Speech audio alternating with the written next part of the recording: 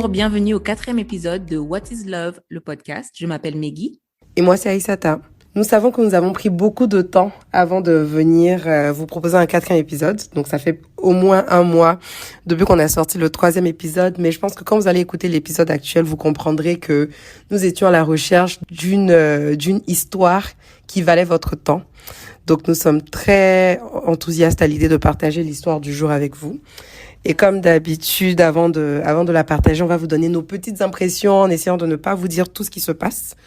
Mais je suis curieuse de savoir, Meggy, qu'est-ce que tu en as pensé? J'ai pensé que c'était beaucoup d'émotions, mais que notre invitée raconte, je sais pas, elle a bien su nous faire rentrer dans l'univers de cette histoire. Il y a deux, trois choses dont je voulais parler. La première chose, c'est l'affaire des red flags.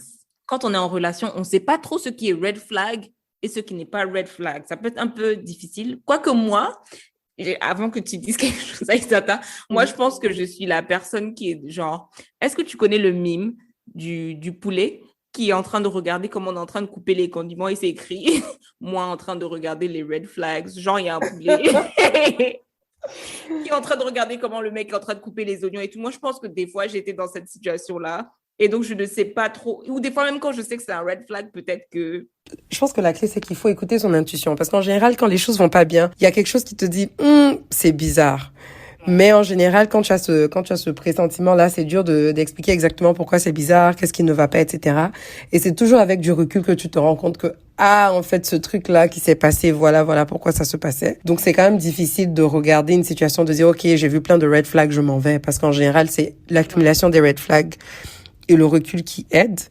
Moi, je pense que ce qui m'a choqué avec l'histoire, en fait, quand j'écoutais l'histoire, j'avais l'impression que c'est l'histoire typique, en fait, qu'on entend quand on raconte les histoires un peu quelquefois exagérées, des hommes africains, etc. On te dit, fais attention, voilà, les histoires qu'on entend dehors. Et à chaque fois, tu te dis, non, mais vous exagérez. Quand j'écoutais l'histoire de notre invité, j'étais juste choquée parce qu'à chaque fois, dans ma tête, j'essayais de prédire ce qui allait se passer. Et puis, quand ça se passait, je me disais, mais arrêtez quand même, genre... Ça peut pas se passer dans la vraie vie, ce genre de choses. C'est pas la vraie vie, c'est un film. C'est un film, en fait. J'écoutais l'histoire et je me disais, mais c'est un film. Parce que je ne comprends pas logiquement qu'est-ce qui peut pousser un être humain à faire ce genre de choses à quelqu'un qui ne t'a rien fait de mal. Donc, je pense que c'est le genre d'histoire qui m'a laissé un tout petit peu triste parce que je me suis dit, finalement, dans la vie, tu peux être aussi correct que tu veux. Tu peux tout faire bien comme il se faut, en bonne et due forme. Mais malheureusement, quelquefois, tu as des personnes qui te feront mal. C'est violent.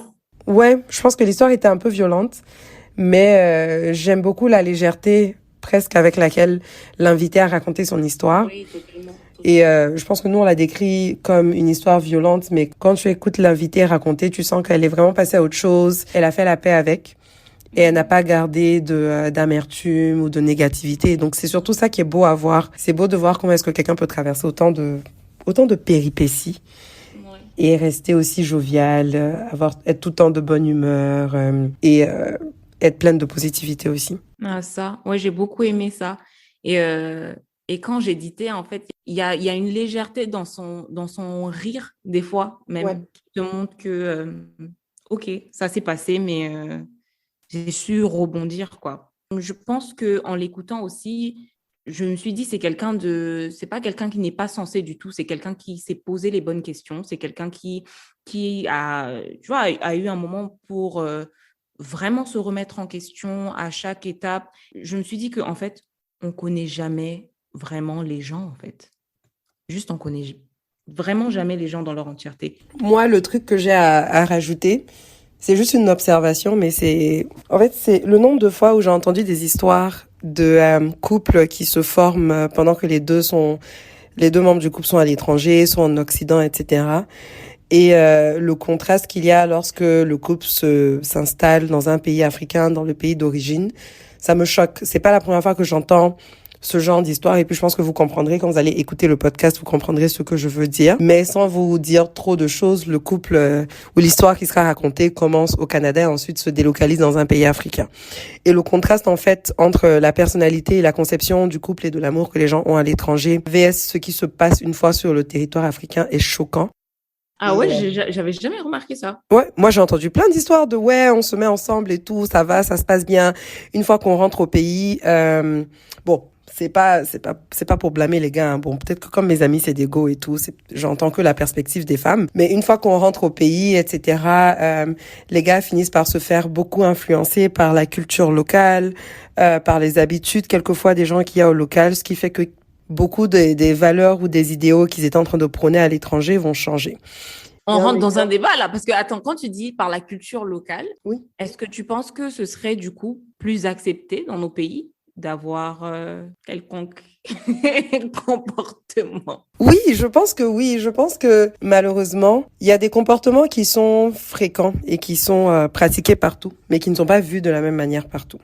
Donc si je regarde par exemple l'infidélité, l'adultère, etc., on appelle ça comme on veut, on va pas se mentir, que tu sois en Occident, que tu sois en Asie, que tu sois en Afrique et tout, je pense que partout où tu vas, tu as beaucoup de situations d'infidélité.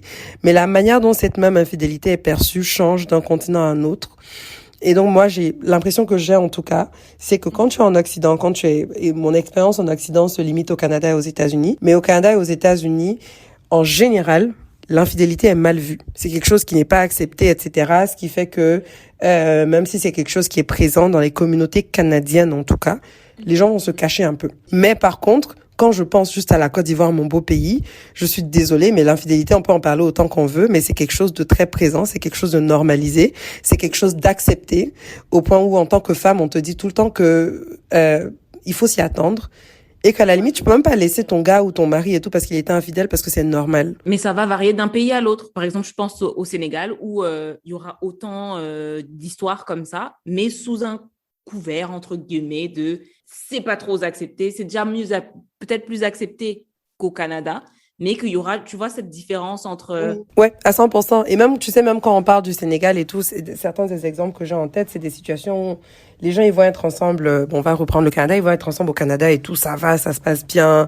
Tu vas demander au mec, ouais, toi, qu'est-ce que tu penses de la polygamie? Que, ouais, non, moi, c'est toi que je veux et tout, t'inquiète.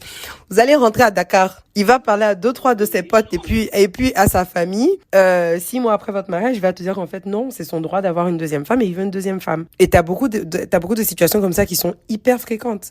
Et encore une fois, la polygamie est acceptée, etc., dans l'islam, etc.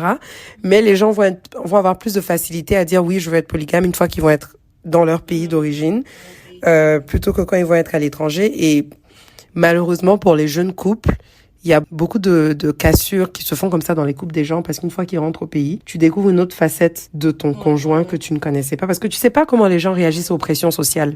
Juste à ce qui, tant que vous n'êtes pas dedans là, tu peux pas savoir comment vous allez réagir aux pressions sociales. Donc c'est ça qui est chaud. Ouais, yo, yo. En tout cas, vous avez, je pense, plus d'une heure d'audio là. En tout cas, ouais. Je pense que là, on en a trop dit. On s'arrête, c'est bon. On vous laisse écouter. On vous laisse vous faire vos propres opinions, vos propres points de vue et tout. Et puis on se revoit à la fin de l'épisode. Très bonne écoute. Alors, si je commence par raconter mon histoire. Ah, elle est belle quand même mon histoire. Elle se finit très mal, mais elle est belle. Le début, en tout cas, l'est. Donc, j'étais à Montréal. Tout a commencé à Montréal, la ville de mon cœur. Je travaillais au Pharmaprix. Pharmaprix, c'est le magasin dans lequel on voit Drake dans le clip Starting from the bottom, now we're here. Je travaillais dans ce genre de magasin-là. Et un beau jour, un garçon est arrivé travailler dans le magasin aussi. Et la première chose que j'ai dit à ce garçon, c'est Oh, you're so cute! Et en plus, t'as le même prénom que mon petit frère. Ça a été notre première interaction. Est-ce qu'on peut dire que I shoot my shot? En tout cas, je sais même pas si j'étais en train de le draguer ou pas, mais vraiment, c'était la première chose que je lui ai dite. Et à partir de là, une très très longue et belle amitié s'est formée. Moi, j'étais célibataire. Lui, il était encore en couple avec la mère de sa fille, sa première fille. Et il venait d'ailleurs d'avoir sa fille. Elle avait, quand moi je l'ai rencontrée, sa fille avait à peine 1 mois. Donc vraiment, aucune arrière-pensée de ma part au départ. C'était vraiment amical. Rien d'autre. Et en plus, comme on était collègues, on se voyait tout le temps et c'était bien. Franchement, et du coup, on a appris à se connaître en tant qu'amis d'abord. Et j'ai découvert quelqu'un d'attentionné. Donc en tout cas, il m'écoutait me plaindre de tout, mes crushs que j'avais à Montréal, etc. Voilà, notre amitié s'est développée. Je l'ai présenté à des amis à moi aussi. Il était vraiment plus dans mon cercle d'amis que moi, j'étais dans le sien au départ. Et je précise ça parce que en fait, it's a red flag, ok? Donc quand notre amitié s'est développée, on a commencé à se voir en dehors du travail. On allait prendre des verres, on sortait en boîte. Et comme je disais, je l'ai présenté à plein d'autres amis à moi. Donc il était vraiment dans mon cercle d'amis. Il faisait partie du groupe à un moment donné. Et nos collègues en fait disaient toujours ah vous irez trop bien ensemble, vous irez trop bien ensemble. Est-ce que vous sortez ensemble? Et moi c'était genre mais pas du tout, il en est hors de question. Mais lui, j'ai compris par la suite que il était déjà très intéressé dès le départ. Il a vu la petite baby et voilà. Il a vu la petite baby et lui, il était déjà bien sur moi. De mon côté, en fait, j'avais un blocage du fait qu'il était en couple. Il était avec la mère de sa fille, donc voilà. C'était clair et net que il allait rien se passer entre nous. Donc vraiment, j'ai mis dans une case amie et c'est resté là très longtemps. Donc il s'est retrouvé célibataire 1 an et demi après notre rencontre. Il s'est séparé de la mère de sa fille. Avec du recul, je sais pas si c'est parce qu'il était déjà amoureux de moi. Ça, je vous le dis vraiment en toute humilité. Moi, je sais que j'ai pas, de mon côté, j'ai jamais essayé, en tout cas, d'être avec lui pendant qu'il était avec la mère de sa fille. Donc voilà, je sais pas ce qui s'est passé exactement dans sa tête. De discussions qu'on a eues plus tard, il me disait que ça n'allait déjà plus entre eux. On parle quand même d'une relation, 10 ans de relation quand même, 10 ans de relation. Donc voilà, ils se sont séparés. Au moment où il se sépare de la mère de sa fille, moi j'étais à Paris en vacances, il était à Montréal, il m'appelle et il me dit ça y est, je me suis séparée de la mère de ma fille. Et il me dit ça, ça y est, c'est fini entre elle et moi, donc let's go entre toi et moi. J'étais horrifiée, mais vraiment horrifiée, choquée.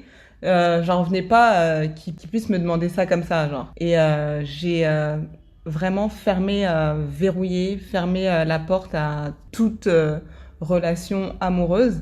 Et on en a rigolé après quand on s'est mis ensemble parce que du coup, il était vraiment mis dans la friend zone. Mais vraiment, une friend zone solide. Et d'ailleurs, on n'en a plus jamais reparlé.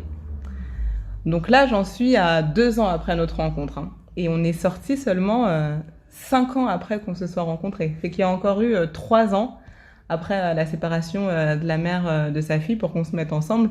Et ça, c'est parce que vraiment, déjà, de 1, je suis têtue. De 2, je voulais être sûre que c'était le bon. Moi, avec tous mes crushs... C'était tellement le désordre, la folie dans ma vie amoureuse, dans mes relations avec le genre masculin que vraiment je tenais à ce que ma prochaine relation sérieuse soit la bonne, vraiment. Et peut-être que je me suis mis un peu trop de pression d'ailleurs, mais en tout cas, on pourra en juger à la fin de l'histoire. Donc voilà, on a encore fait 3 ans de bien bonne amitié, belle amitié. À ce niveau-là, on se connaissait vraiment par cœur. Lui, étant donné que moi, je ne voulais pas être avec lui, il a eu d'autres relations, mais pas des relations sérieuses. Il fréquentait des filles, et moi aussi. Hein, de toute façon, de mon côté, je fréquentais d'autres garçons. Donc voilà, c'était vraiment amical. Même si, à ce moment-là, quand même, tout le monde, notre entourage, se rendait bien compte que lui... il était vraiment très très intéressé par moi, vraiment. Un été, mois de juin, à Montréal, j'ai une amie de France qui est venue. Elle est restée chez moi pendant 2 semaines. Et pendant ces 2 semaines, on était avec lui tout le temps, lui et d'autres potes tout le temps. Et le jour de son départ, mon amie me dit « Je ne comprends pas pourquoi tu ne donnes pas de chance à ce gars-là. vous vous connaissez depuis maintenant beaucoup d'années. Il parle de toi tout le temps. Ça se voit que le gars, il est trop amoureux de toi. Ça se voit qu'il est prêt à tout pour être avec toi. Il y a que toi qui le vois pas là. Il y a que toi qui ne vois pas qu'il est hyper sérieux à ton sujet. Donc c'est bon là. Tu arrêtes ce que tu es en train de me faire là. Tu te mets au sérieux et donne-lui une chance. Finalement, quand elle est partie, j'ai eu une discussion avec lui. Ça tombait bien, en plus c'était son anniversaire en fait. Donc j'arrive à son anniversaire en retard parce que j'avais un spectacle de danse. Quand j'arrive à l'anniversaire, c'était, je sais pas comment vous expliquer, mais c'est comme si tout était écrit. Déjà, étant donné que j'étais en retard, quand il ouvre la porte, tout le monde me voit rentrer et tout le monde dit ah, enfin! Donc là, je me dis, mais qu'est-ce qui se passe et tout? Et il me dit, bah ouais, tout le monde t'attendait. J'aurais pas pu fêter mon anniversaire sans toi. En tout cas. Et j'arrivais en plus à la fin. Donc, peut-être 20 ou 30 minutes plus tard, tout le monde était en train de partir. Et c'est là qu'il dit, ben en fait, tout le monde part sauf toi. Genre, ok, quel est ce guet-apens? Et effectivement, tout le monde est parti, sauf moi. Donc cette soirée-là, on a beaucoup discuté, beaucoup parlé. Il s'est ouvert à moi. Il a dit ce que tout le monde savait déjà. Donc oui, qu'il était très intéressé, très amoureux depuis très longtemps. Et qu'il pensait que là, maintenant, c'était vraiment le moment de le faire, de sauter le pas, etc. Après avoir eu cette conversation avec ma pote, en fait, je me suis dit, bah ouais, vas-y. Tu le connais, vous êtes...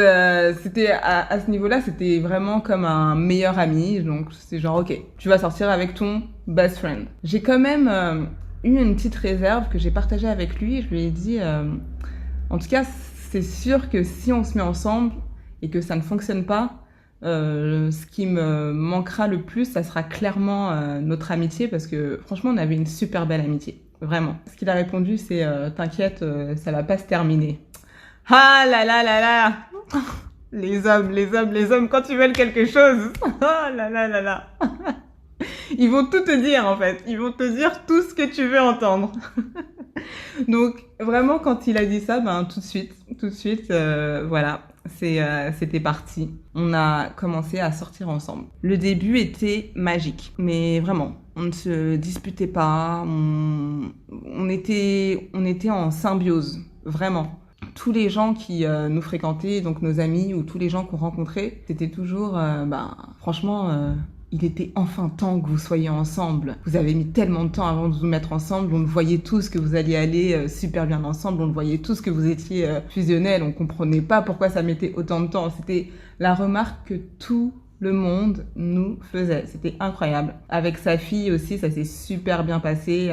On a créé un lien tout de suite. De toute façon, moi, je kiffe les enfants. Donc, avec les enfants, je m'entends toujours bien. Donc, avec sa fille, ça a été fusionnel aussi instantanément. Je me demande même comment ça a fait pour basculer, parce que cette relation était vraiment trop belle. Trop belle. On s'entendait trop bien. Il avait son appart, j'avais mon appart, mais on était tout le temps l'un chez l'autre. C'était comme si que c'était une évidence qu'on allait finir nos vies ensemble. Il y a jamais eu de moment de doute, tout était prévu. Qu'on allait se marier, qu'on allait avoir des enfants. On avait déjà même décidé du prénom de notre enfant, si on en avait un.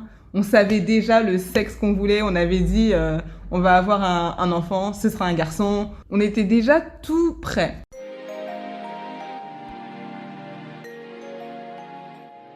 En 2014, il décide de retourner dans son pays d'origine.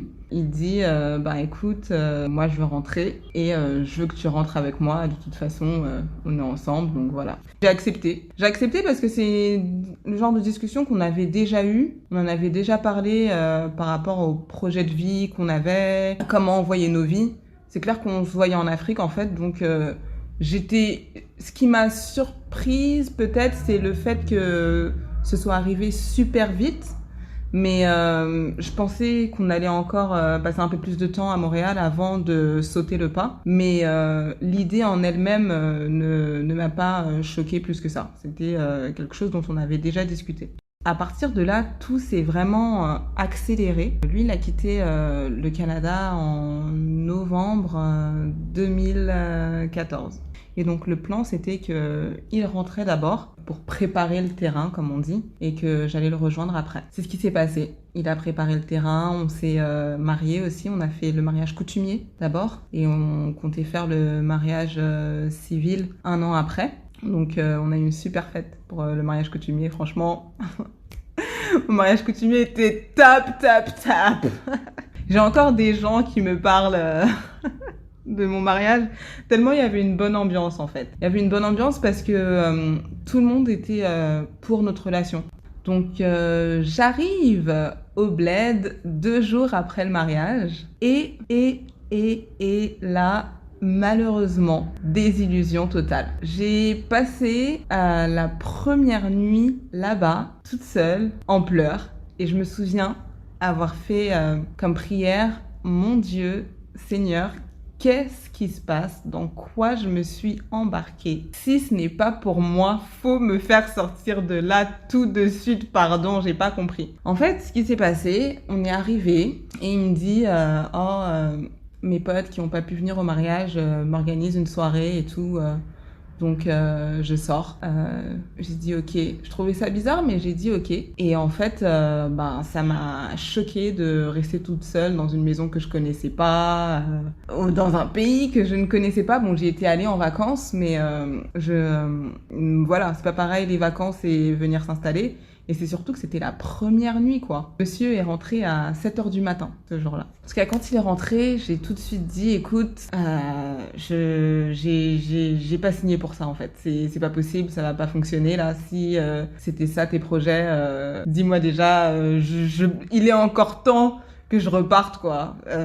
Et non, il a dit non, t'inquiète, franchement, j'étais juste avec les gars, y a rien, c'était vraiment une soirée entre gars parce que ils ont pas pu venir au mariage, mes potes, voilà, je suis désolée, je referai plus ça, etc. Donc bon, ok, j'accepte les excuses. Ce deuxième red flag, hein, si vous vous souvenez du premier red flag, c'était quand je vous avais dit que il était plus dans mon cercle d'amis que moi j'étais dans son cercle d'amis. C'est ça, mon deuxième red flag, c'est d'avoir accepté les excuses. Mais après ça, la vie a continué. Et qu'au début, ça se passait bien. Franchement, on s'entendait bien. Il y a eu des petits ajustements parce qu'on a quand même vécu séparément sur 2 continents différents pendant 1 an et demi. Donc, il fallait juste se réajuster, la vie commune, etc., nos habitudes. Mais ça se passait vraiment bien. Franchement, j'ai rien à redire du début. Vraiment, ça allait bien.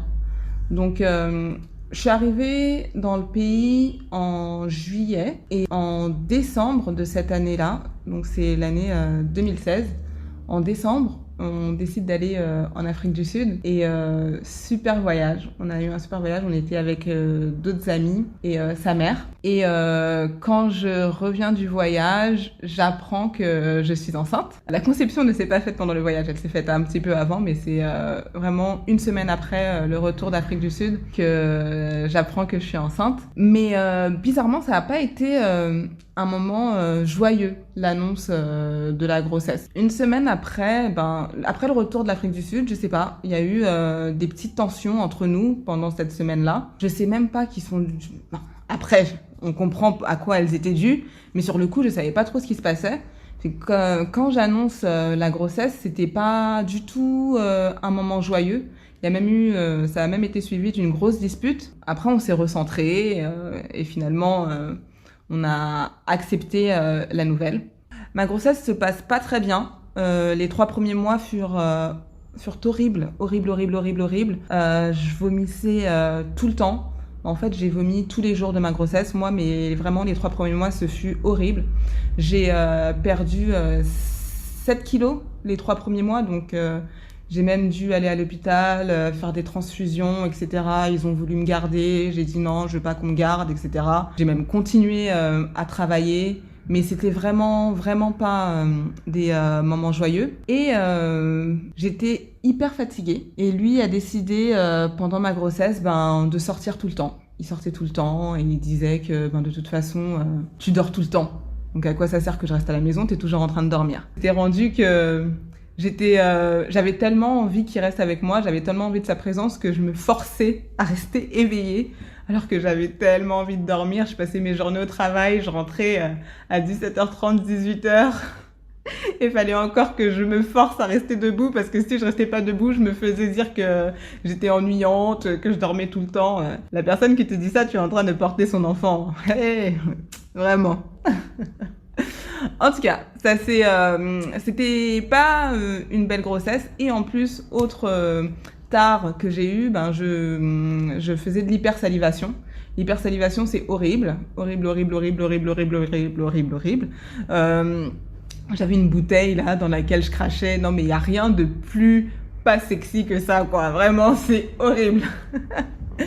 Et autre chose, pendant ma grossesse, il était hors de question que j'ai des rapports sexuels. Franchement, j'avais juste pas envie. Ma libido était à 0. 0, 0, 0.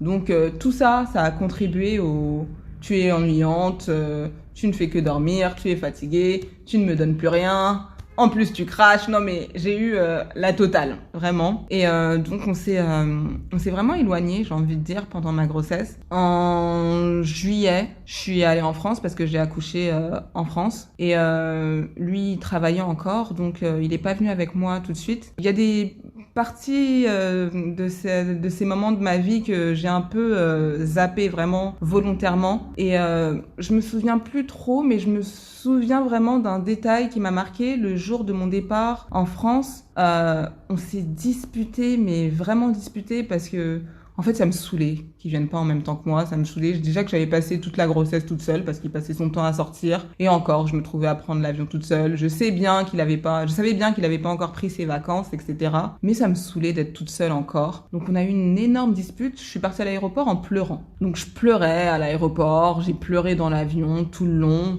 Bon, on peut mettre aussi ça sur le cas des hormones, hein. C'est sûr. Mais clairement, j'étais pas au top psychologiquement pendant ma grossesse, vraiment. Donc, je passe l'été à Paris avec ma famille. Avec ma famille, ça se passe toujours bien. Franchement, j'ai une famille en or. J'ai vraiment de la chance pour ça. Mon accouchement était prévu pour septembre. Donc lui, il est arrivé mi-septembre. Mon accouchement était prévu. Il est arrivé fin août. Et ça va, franchement, il est arrivé avec des bonnes intentions, il était hyper gentil, donc non, quand il est arrivé, ça s'est super bien passé.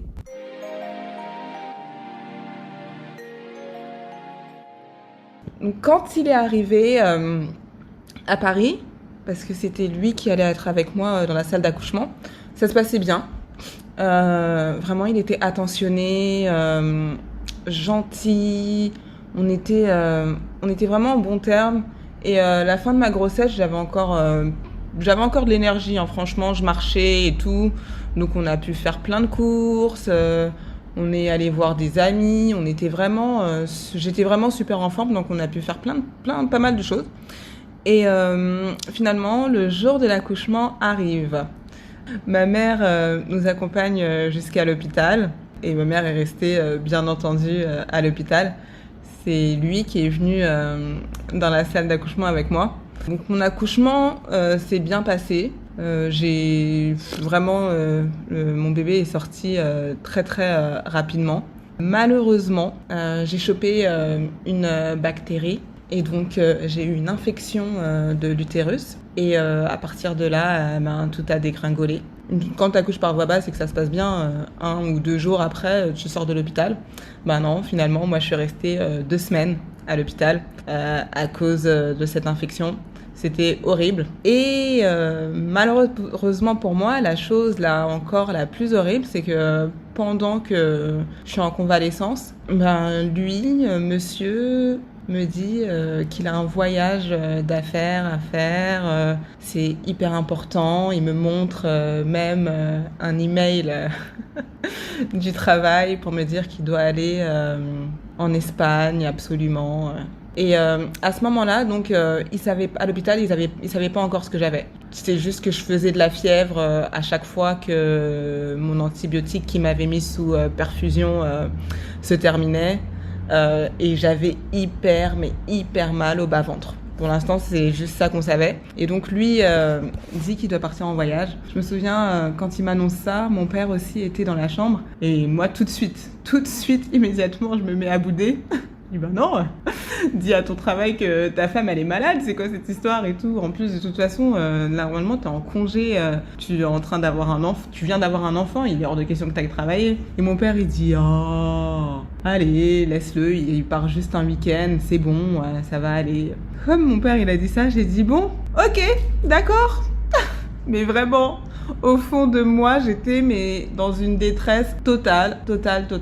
Un autre truc aussi qui m'avait quand même choquée, mais sur le coup, je vivais tellement de trucs entre la douleur, la fièvre, le bébé, que je pouvais allaiter, puis finalement on m'a dit que tu peux plus l'allaiter comme on sait pas ce que t'as, etc.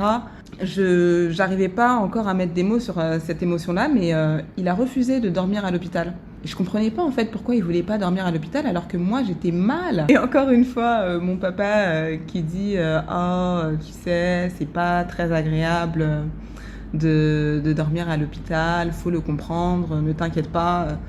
Mes parents habitent à 10 minutes à pied de l'hôpital dans lequel j'ai accouché. Donc ils dormaient chez mes parents à ce moment-là. Donc mon père dit t'inquiète, on est juste à côté.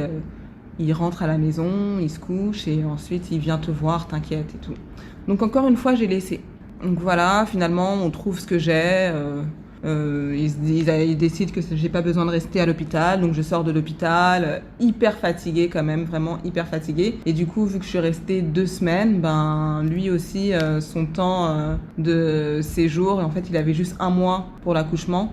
Ben, ça faisait quand je suis sortie de l'hôpital, il est retourné au bled 1 semaine après, quoi. Donc on a juste eu 1 semaine en dehors de l'hôpital. Et moi, il fallait que je reste encore à Paris parce que j'étais sous traitement en fait. Et fallait ensuite que je refasse un check-up par rapport à l'infection que j'avais eue. Donc je pouvais pas repartir en même temps que lui, ce qui était prévu à la base. J'ai dû changer mes billets d'avion par rapport à tout ce qui s'est passé. Quand il part, je suis quand même triste parce que je me retrouve encore toute seule. Et là, je me retrouve toute seule avec un petit bébé. Ça fait peur. Et je me rappelle de ce qui s'est passé à l'hôpital, qu'il n'a pas voulu dormir avec moi à l'hôpital, qu'il est parti en voyage d'affaires pendant que j'étais à l'hôpital. Je me rappelle aussi de quand j'ai quitté le bled pour venir accoucher, que on n'allait pas bien, j'ai pas passé une bonne grossesse. Donc je me souviens, 1 semaine avant que je retourne au bled, je lui ai écrit un message WhatsApp. Je lui ai dit est-ce que tu es sûre que tu veux que je revienne? Parce qu'on ne va pas bien. Franchement, j'ai passé de trop mauvais moments pendant la grossesse et maintenant que je suis maman, j'aurais pas la force de vivre d'autres moments comme ça. Et il me répond je t'aime, t'inquiète, reviens, tout va s'arranger. 3e red flag. Mais bien entendu, encore une fois, c'est ce que je voulais entendre. Bien évidemment que t'as pas envie que ton mari te dise non, reste, c'est bon, c'est fini.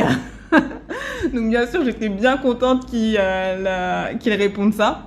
Et ça m'a un peu reboostée. Donc la semaine passe, c'est sa mère qui est venue me chercher. Et donc on reprend l'avion ensemble et on retourne au bled. Désillusion, bien entendu. De toute façon, il fallait s'y attendre. Vraiment, on allait pas du tout bien pendant la grossesse, comme je vous ai dit. Et les quelques événements qui se sont passés à l'hôpital, là... C'était vraiment des signes qu'on n'allait pas bien. Et évidemment, quand je suis rentrée avec le petit, ça n'allait pas. Il continuait de sortir. Il sortait tout le temps. Je me souviens d'une autre fois qui m'a vraiment choquée. Comme je vous dis, il y a plein de moments que j'ai carrément effacés de ma mémoire. Mais je pense que j'ai gardé seulement les moments les plus traumatisants. L'allaitement s'est bien passé pour moi au début. Et puis finalement, ça n'allait plus. J'ai commencé à avoir des douleurs intenses pendant que j'allaitais. Et une fois, je faisais de la fièvre. Et à un moment, en fait, à chaque fois que j'allaitais, je faisais de la fièvre.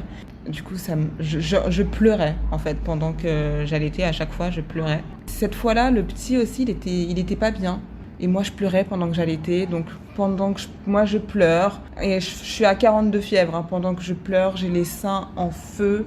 Et il y a le petit qui pleure aussi. Je sais pas s'il pleurait parce qu'il ressentait que j'allais pas bien. Mais en tout cas, ça n'allait pas. Monsieur a juste décidé de sortir. Il a dit, il y a trop de bruit dans la maison. Je sors. Ça m'a vraiment choquée parce que j'étais au bout de ma life ce jour-là. Vraiment, j'avais juste besoin qu'après Une fois l'allaitement fini, que quelqu'un prenne le petit pour que je puisse me reposer. Comme je disais, j'étais à 42 fièvres, quoi. J'étais au bout de ma vie cette soirée-là. Et il est juste sorti. Rentré, bien entendu, à 7h du matin. Bon, c'était vraiment la routine, hein. Il sortait vraiment tout le temps, ce n'était que ça. Du coup, ça se terminait à chaque fois en dispute. Et ça a continué comme ça pendant très longtemps, très très longtemps. Donc mon fils est né au mois de septembre. Je suis rentrée au mois d'octobre au pays. Au mois de janvier, le 1er janvier exactement, monsieur me dit encore qu'il part en voyage d'affaires. Il me montre son ordre de mission. J'étais encore une fois pas contente. C'est comme si à chaque fois je sentais le truc. L'intuition, c'est vraiment très important. Mais je l'ai beaucoup ignoré dans cette histoire avec le père de mon fils. J'ai ignoré mon intuition beaucoup trop de fois, malheureusement. Je lui dis, ben non, en fait, tu pars le jour de mon anniversaire, parce que c'est mon anniversaire, le 1er janvier. Et en plus, pour 2 semaines, je vais encore rester avec le petit toute seule pendant 2 semaines. Je sais pas, j'avais pas envie. Et pourtant, je suis pas du tout quelqu'un de jalouse, en fait. Et c'est peut-être aussi ça qui a fait que j'avais pas vu certaines choses. Mais je sais pas, ce voyage, je l'ai pas senti du tout. Et aussi, un autre truc qui faisait que je ne sentais pas ce voyage, c'est qu'une semaine avant, je lui dis, ben écoute, c'est bon, il faudrait bien qu'on organise notre mariage, là, le mariage civil. Et il me dit, oh, tu sais quoi, j'ai même plus envie de me marier. Et là, je suis genre, wow, wow, wow, wow, wow. De quoi tu parles? Tu veux plus te marier? On vient d'avoir un enfant. Ça a toujours été ça le plan. Non, je sais pas, là, je suis plus très chaud. Écoute, on en reparle. Donc, une semaine avant, le 1er janvier, c'est Noël. Donc, on se retrouve en repas de famille, avec sa famille, donc. Et pendant ce repas, je sais pas ce qui se passe, tout le monde nous demande en plus, c'est bon, quand vous allez vous marier, il y a le bébé même qui est déjà là, alors que le bébé, normalement, est supposé arriver après le mariage civil, mais bon, il n'y a pas de souci, c'est bon, commencez à organiser. Et moi, je le regarde parce que ce matin-là, on venait d'avoir la discussion pendant laquelle il me disait qu'il voulait plus se marier. Sa famille est en train de nous achaler et il dit rien. Il me laisse répondre et il se permet même de dire « Ah, demandez-lui ce qui se passe, demandez-lui pourquoi on n'est pas dans l'organisation du mariage. » Et j'étais vraiment genre « Mais qu'est-ce qui se passe là ?» Le gars vient de me dire ce matin qu'il veut plus se marier et c'est moi en plus qui dois assumer devant sa famille une décision que je n'ai pas prise en fait. Clairement, on vient de me mettre sur le fait accompli. On a tourné autour du pot.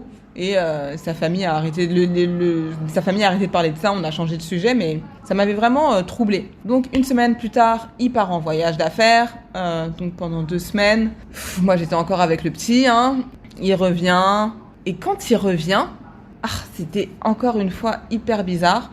C'est moi qui vais le chercher à l'aéroport, et dès qu'on arrive à la maison, il me dit je sors. Je suis genre mais c'est pas possible mec, tu viens de partir 2 semaines, et encore tu veux sortir, il y a un souci. J'étais vraiment au bout de ma vie, vraiment. Et à partir de là, vraiment, tout n'a fait que se dégrader. On n'avait même plus de rapport. Tous les jours, c'était non, j'ai pas envie de toi, non, t'es pas désirable, non, t'es pas belle, non, je sais pas, il y a quelque chose en toi qui s'est passé, t'as changé. C'était hyper violent parce que son rejet n'a jamais été fait subtilement. Ça a été très direct, très cash, avec des paroles horribles, quoi. Genre, ton mari, le père de ton enfant, te dit que t'es moche, tout le temps. Te dit que t'es pas désirable, tout le temps. Période très difficile. Je pleurais tout le temps. Et de toute façon, lui, il sortait tout le temps. Donc, il était tout le temps dehors. Il rentrait tout le temps à 7h du matin. Et un jour, je lui dis, non, mais c'est pas possible, il y a un souci.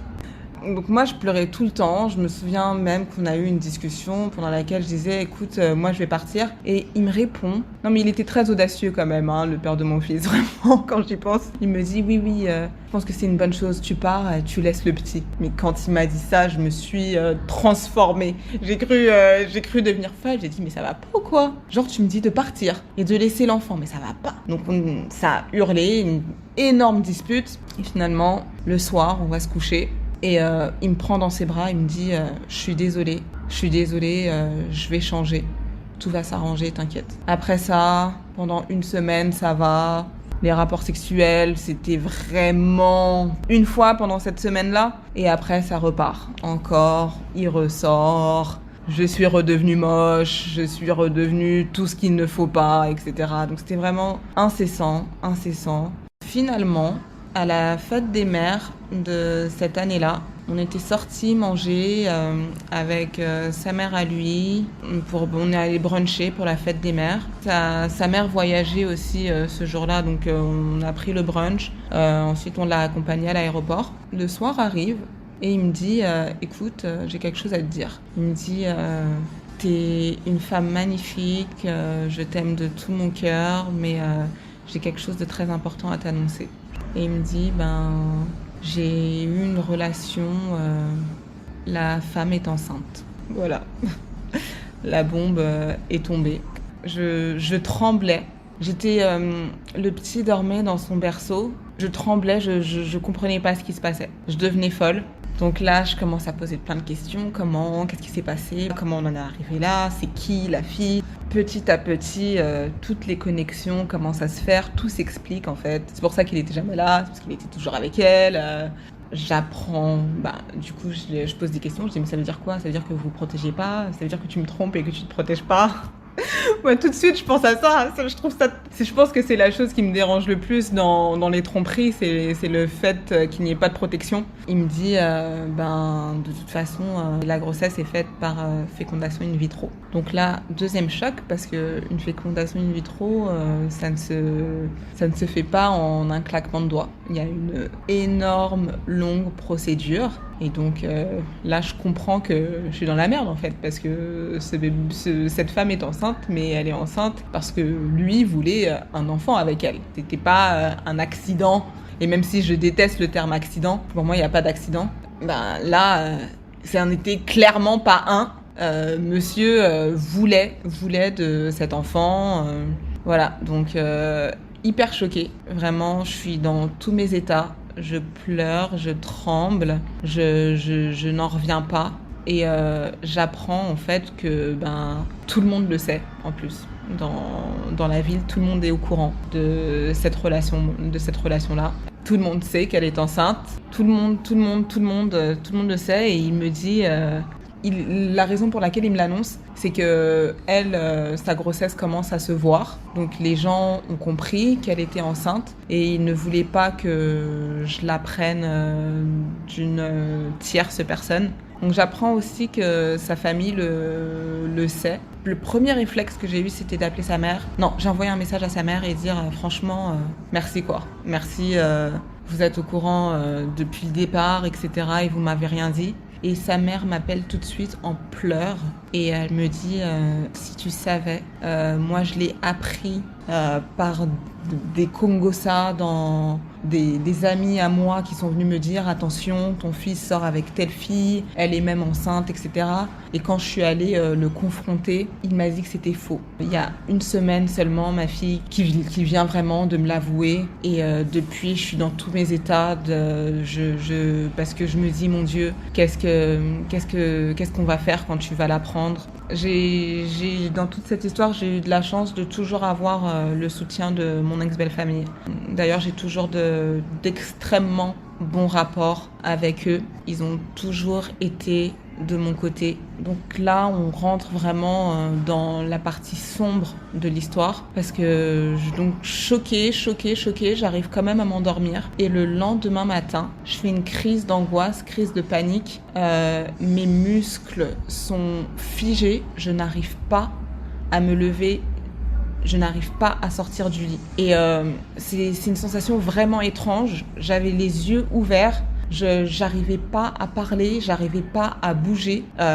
Il a eu peur et même moi j'avais peur. Mais en fait, ce qui s'est passé dans ma tête, c'était merde. Ce n'est pas un rêve. Je suis en train de vivre un cauchemar et c'est la réalité. La veille, je suis allée me coucher en me disant, j'ai fait un déni en fait. Je suis allée me coucher, je me suis dit bon, je vais me réveiller et tout ça sera oublié, ce sera faux. Et non, je me réveille, tout est encore là, tout est encore vrai. Et mon corps refuse, c'est comme si mon corps comprenait ce qui était en train de se passer et refuse de bouger, je n'arrive pas à parler. Je suis restée dans cet état de tétanie vraiment longtemps et finalement quand je sors de cet état d'angoisse ultime, extrême, je pleure. Je pense que j'ai pleuré non-stop pendant près d'une heure ou deux. J'arrivais pas à m'arrêter de pleurer. Il faut savoir qu'il y a toujours le petit dans tout ça. Donc le petit n'a même pas 1 an quand toute l'histoire explose. Il allait avoir 9 mois le petit. Donc on parle encore d'un bébé que j'arrivais pas. Cette journée-là, j'ai pas pu m'occuper du petit parce que j'arrivais à rien faire cette journée-là. C'était vraiment physiquement, je n'étais plus là. À partir de cette journée-là, j'ai perdu 17 kilos en tout en 2 semaines. Donc perdre 17 kilos en 2 semaines, je vous explique, c'est passé d'un taille 36-38 à une taille 32-34. Je n'avais plus de vêtements qui m'allaient. J'ai dû aller chez le tailleur faire resserrer tous mes vêtements. C'était vraiment, vraiment, vraiment difficile. Et bien entendu, j'ai sombré dans une déprime. Et surtout, ce qui se passe, c'est qu'il dit que oui, l'autre femme est enceinte, mais il veut rester avec moi. Et je pense qu'à ce moment-là, moi, de toute façon, je pensais plus. Mais j'avais plus d'idées, je ne voyais plus rien clair. Je comprenais pas trop où ma vie s'en allait.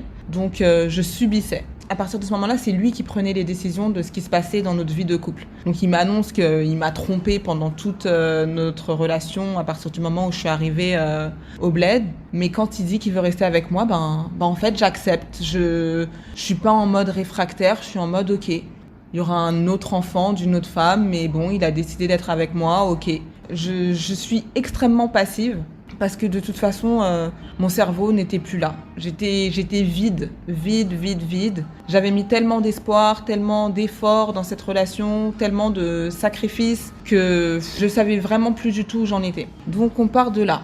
Monsieur décide de rester avec moi. On est au mois de mai. Moi, je décide que je dois quand même prendre mes distances, etc.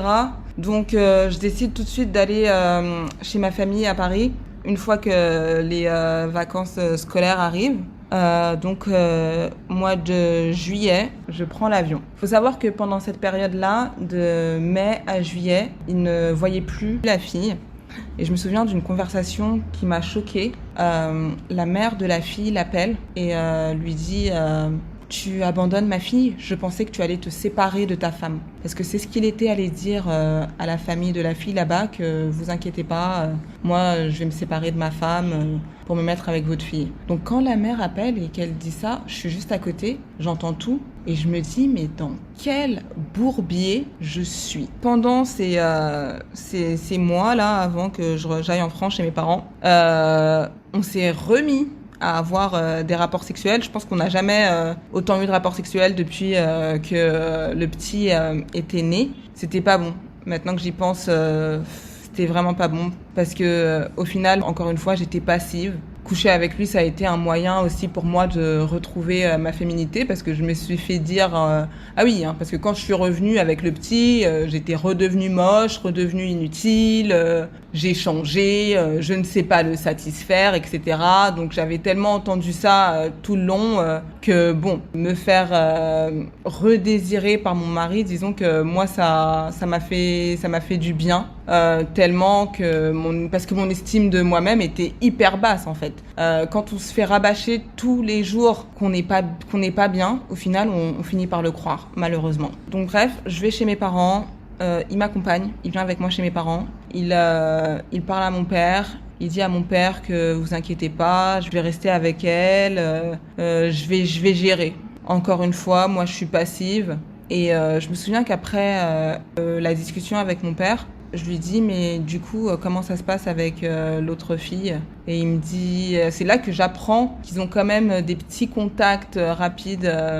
Il avait des nouvelles de la fille, pas par elle directement, mais par des membres de sa famille. Parce que elle, il faut savoir qu'elle avait une grossesse hyper difficile, donc la grossesse ne se passait pas bien. Pendant ce voyage donc en France, lui il restait vraiment juste 1 semaine, Il s'avère que la grossesse de l'autre fille, donc comme je vous disais, ne se passe pas bien. Elle se retrouve à l'hôpital et on doit provoquer la grossesse. Elle n'était pas à terme, elle était à 6 mois et demi. Et donc j'ai un ami qui nous appelle du bled et qui me dit à moi, je viens d'apprendre que l'autre fille est à l'hôpital, qu'elle va devoir accoucher, que ça se passe pas bien. Je t'appelle toi parce que j'ai peur que ton gars réagisse un peu bizarrement par rapport à cette histoire et tout.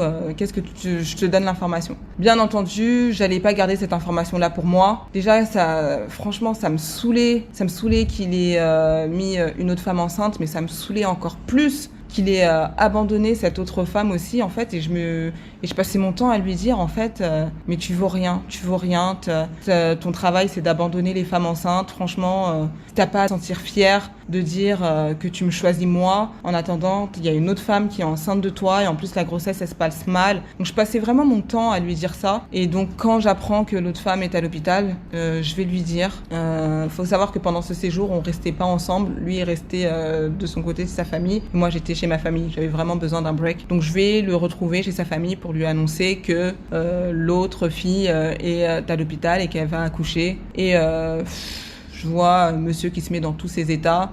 Et c'est quand je vois ce genre de réaction que je comprends en fait que le mec, il est amoureux. Il est amoureux de l'autre nana. Il reste avec moi juste pour...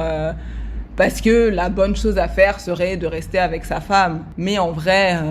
je comprends bien que moi, il m'aime plus et ça fait vraiment mal de le réaliser, mais bref. Il est dans tous ses états, donc il essaye de contacter le pays pour savoir, pour avoir des nouvelles. Bref, le bébé naît, le bébé est mis sous couveuse directement parce que le bébé est né à 6 mois, donc hyper prématuré. Lui, de toute façon, il devait... retourner au pays le lendemain. Donc il est retourné au pays le lendemain de l'accouchement de l'autre femme. C'était bizarre parce que quand il m'appelle pour m'annoncer que le bébé est né, finalement la mère de l'autre fille l'a contacté pour lui expliquer le déroulement de l'accouchement et que le bébé était né. Donc il m'appelle pour m'annoncer ça.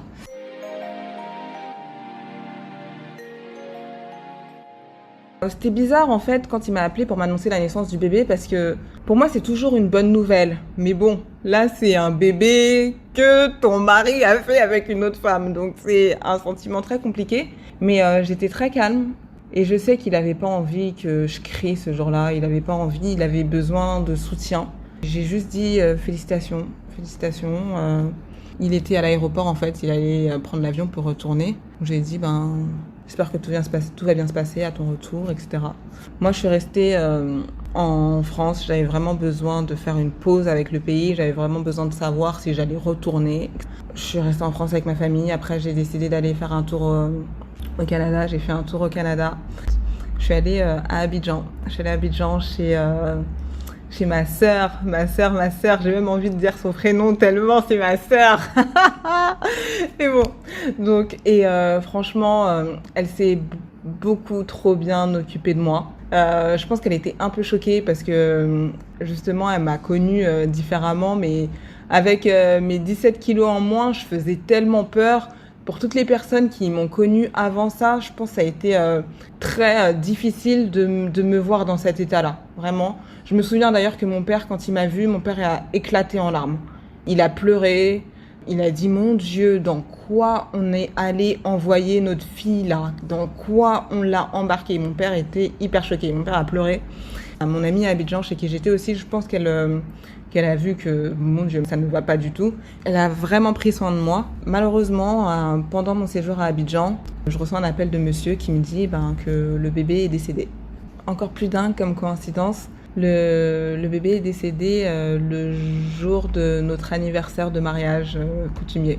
Donc c'était assez glauque. Comment vous dire que on n'a jamais, de toute façon, on n'a jamais célébré notre anniversaire de mariage parce que tout ça, je vous le raconte, ça fait juste un an plus tard. Oh mon Dieu. Non, 2 ans plus tard, excusez-moi, 2 ans plus tard. Donc on n'a jamais célébré. C'était vraiment terrible comme nouvelle que l'enfant soit mort. Ça a été très très difficile à vivre pour moi parce que en fait, je me suis retrouvée à être dans un deuil qui ne me concerne pas. Je sais pas comment vous expliquer, je devais le soutenir en fait parce que lui il était très mal, il vient de perdre son enfant. Mais moi, j'ai rien à voir dans cette histoire en fait. Donc c'était dans une position assez compliquée. Et avec ça, j'ai quand même lui qui me dit je veux que tu rentres, je veux que tu rentres, je veux que tu reviennes, je veux qu'on fasse notre vie tous les deux. Bien sûr, comme une go amoureuse, parce que franchement, il y a rien à dire. J'ai vraiment été très très amoureuse du père de mon fils, mais vraiment. Je suis partie, je suis retournée parce qu'il m'a demandé de revenir et voilà. Et en plus, j'ai un enfant qui n'a toujours pas 1 an, j'ai un nourrisson. Je m'imaginais pas du tout l'élever toute seule, loin de son père. Donc bien sûr, quand il me dit qu'il veut que je rentre, je rentre. Et bien entendu, comme la première fois où je suis rentrée, ça ne se passe pas bien. Ça ne pouvait pas se passer bien parce que lui, il était en dépression parce qu'il vient de perdre un enfant. Il était en dépression parce que la mère de l'enfant qu'il a perdu ne voulait plus lui parler. Et il faut quand même savoir qu'il était amoureux d'elle. Et je me rends compte en fait moi que je peux pas gérer. Je peux pas gérer son deuil, je peux pas gérer les problèmes qu'il a avec son autre go. J'ai pas envie. Moi j'ai déjà d'autres problèmes. J'ai le problème que mon mari m'a trompée pendant toute notre relation. Mon mari a enceinté une autre femme. Je dois digérer tout ça. C'était trop compliqué. J'arrivais pas. Donc un jour, je me suis assise et je lui ai dit écoute, moi je peux pas gérer ton deuil, je peux pas gérer. C'est quelque chose que tu dois vivre avec elle, c'est pas quelque chose qu'on peut vivre ensemble. C'est un peu comme ça qu'on se sépare en fait. On a cette première discussion qui est un peu le début de la fin. Mais quand même, on essaye de s'ajuster, on essaye de rester ensemble, on pleure. C'est des pleurs, je suis désolée, je sais pas comment on en est arrivé là, je suis désolée, je t'ai abandonnée, mais on va essayer de faire des efforts. Mais il y avait déjà plus d'espoir. Et un détail que j'ai oublié de raconter, pendant tout ça, j'ai aussi découvert qu'en fait, le moment où il m'avait laissée à l'hôpital, pendant les 2 jours pour son voyage d'affaires, c'est en fait le moment où il était allé faire tester son sperme pour faire la fécondation in vitro. Donc en fait, il m'abandonne à l'hôpital pendant quelques jours, 2 jours après que moi je viens d'avoir son enfant parce qu'il est en train de préparer son 2e enfant avec son autre nana. Et ça, j'avoue que je l'ai jamais digéré. Je pense que même jusqu'à maintenant, là je vous parle, on est à plus 5 ans.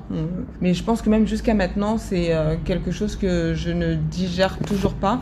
Et j'avoue que avoir cette information-là, ça a toujours fait en sorte chez moi que dans un coin de ma tête, je savais qu'on pouvait pas continuer ensemble.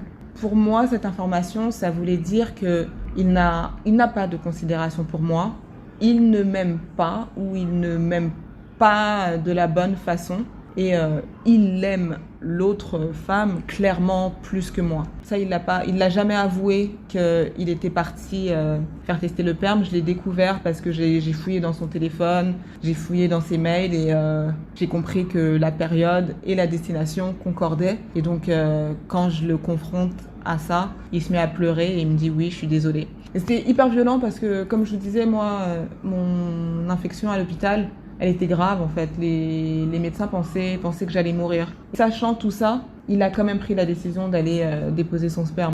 Et au final, notre rupture officielle, ça a été, on était à un deuil. Le frère de l'autre fille arrive. Je sais que c'est le frère de l'autre fille.